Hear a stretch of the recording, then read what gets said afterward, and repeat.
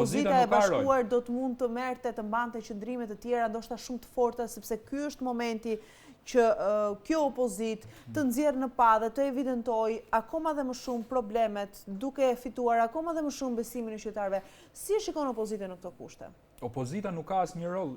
Ka lajmëruar protesta zoti Berisha, po i kemi parë protestat edhe më herët, nuk mund të flasim dhe nuk e dim se çfarë do të prodhojnë këto protesta të radhës.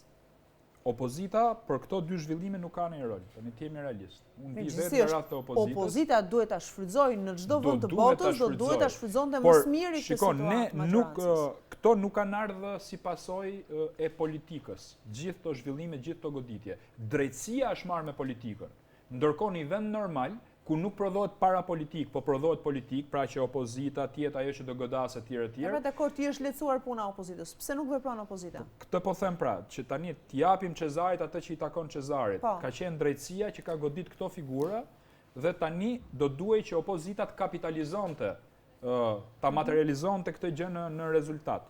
Tani, fakti që nuk shpall akoma data protestës, për mua opozita është kohë humbur. Do duhet ishte shpall data protestës. Po tani edhe protest me data dhe me orë nuk shkon, sepse protesta është vokacion i brendshëm, nuk mund të kesh protest me kalendar. U shpall skandali, direkt duhet jenë qytetarët që të reagojnë ndaj një zhvillimi të tillë. Pra kemi në akuzë zëvendës kryeministrën, zëvendës kryeministri tjetër është në Lugano. Kemi kryetarin e bashkisë në Burg, kemi ministra tjerë, me sa di unë, me sa informacione kam në SPAK, të cilët do kenë radhën.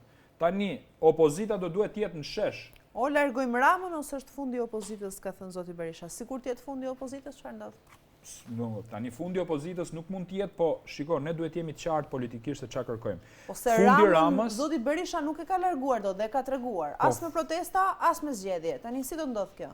Po të paktën mos largohet as me marrëveshje. Pra nuk mundet që ti të thush farë zgjedhore dhe të hysh në parlament nga ana tjetër dhe të bësh komisione me Edi Ramën nga ana tjetër.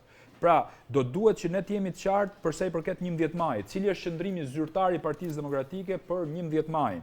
Ne tani po hym për me bë një kod zgjedhor me Edi Ramën, ndërkohë që s'kemi bën një analizë brendshme. Unë mendoj që pa një analizë brendshme, ne nuk mund të kuptojmë se çfarë nuk funksionoi me kodin zgjedhor. Do duhet merren zonat një për një, qytetet, bashkitë për me kuptuar se ku se duam ne në raport me votat, që ne të bëjmë një kod zgjedhor që të jetë pronesh. Eksponent Partisë Demokratike kanë dalë nëpër studio, kanë thënë që sa herë të futemi në zgjedhje me këtë kod zgjedhor, ne do humbim. M'fal tani, këto janë deklarata publike. Ndërkohë bien dakord me majorancën. Po kjo është shumë e rëndë, pra prandaj nuk do duhet marrëveshje pa u bë analiza dhe faktikisht ti kur bën marrëveshje, tregon që i ke njoh zgjedhjet. Pra ti ke hyrë skakier, ke hyrë dhe po prodhon politik tani me Ramën, pavarësisht se ai ka forcat e kartonit. Dhe historia na ka mësuar që sa herë ne kemi bërë marrëveshje me Ramën, ka fituar Rama, sepse kodi zgjedhor është bërë siç ka dashur Rama.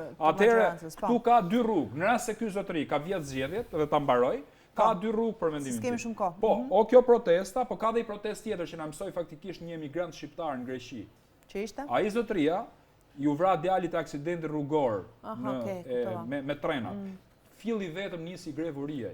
Në fillim me përqeshën, e tallën. Pastaj 35.000 grek e takonin çdo ditë. Fitoi kauzën sepse i gjithë opinioni publik, po edhe qeveria greke nuk jepte drejt në fillim. Nuk do ta zhvarrosim djalin, nuk do i bëjmë analiza toksikologjike, drejtësia ishte blok kundër tij, sot e kësaj dite ai fitoi kauzën. Po flasim për një vend që është njohur historikisht për protesta, ne nuk e kemi këtë kulturë. Po ai zotëria ishte nga Fieri, pa në Ruçë. Pra një emigrant shqiptar arriti fitor. Jo, po flas diçka tjetër, po flas për moral, për seriozitet. Dhe në rast se politika nuk ka moral, duhet keti lloj serioziteti. Ne duhet jemi serioz me njerëzit. Kur të artikulojmë teza politike, duhet mbajmë një qëndrim. Jo edhe na kanë vjedh zgjedhjet, edhe me hyj me bë komision hetimor parlamentar për se na kanë vjedh zgjedhjet Edi Rama. Kë do bindim ne Edi Ramën se na ka vjedh zgjedhjet. Duhet luftë në Bruksel dhe në Washington, nuk zgjidhet kështu kjo çështje.